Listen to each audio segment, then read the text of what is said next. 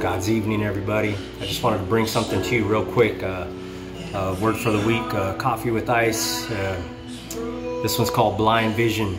And I'm just going to read this of what God gave me, and I just wrote it down. So I'm just going to read it back to you, and I hope it ministers to you.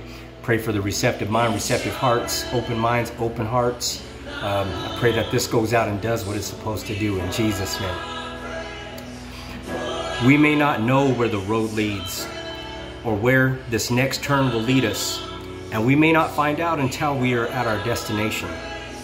The faith that it takes to trust His plan while going through difficult times may be hard to find. Waking up with uncertainty day after day can be overwhelming physically, mentally, and spiritually. Now, one method we can use is shifting our perspective on the situation. We could look at this huge giant in front of us, and instead of asking, why do I have to face this?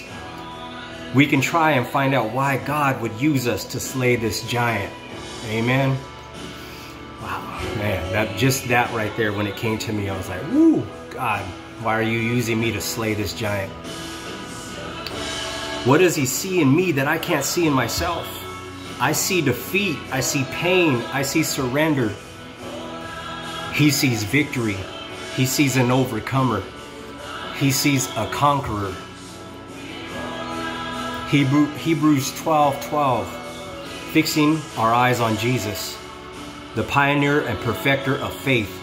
For the joy set before Him, He endured the cross, scorning its shame, and sat down at the right hand of the throne of God. For the joy that was set before Him, He endured the cross. Victory, scorning its shame.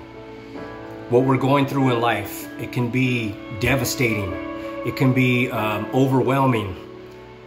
But we can shift our focus, our mindset, and be like, God, why are you using me to go through this, to face this? I already know that there's going to be victory on this side.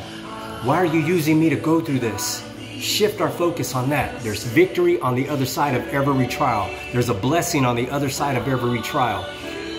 Without defeat, or not defeat, but without going through a battle, without being knocked down, without being behind on the scorecards, there is no comeback. There is no victory.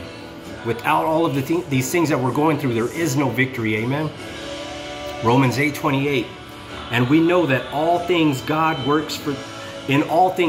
works for the good of those who love Him and who have been called according to His purpose.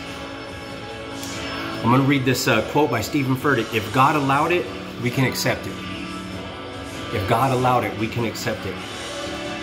And then this is one that came after I wrote this down. I just got this. I was listening to a sermon by Stephen Furtick this weekend, and he said this: patience is the active ingredient of faith.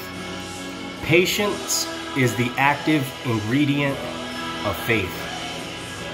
Patience is the active ingredient of faith. Be patient in life and everything. God says, be still and know that I am God. Psalms 46:10. We need to be still. We need to be patient. God is working a good thing. He will complete His work. God is so good. God is so good. God is so good all the time. We can look at this as why me, why me, why me? Why am I going through all this? Or we can look at it like, why me, why me? God, why do you see a soldier in me? Why do you see a warrior in me? What do you see in me? Show me, help me, guide me. All right, guys. I just hope that ministered to you guys. I'll see you next week with another word. God bless.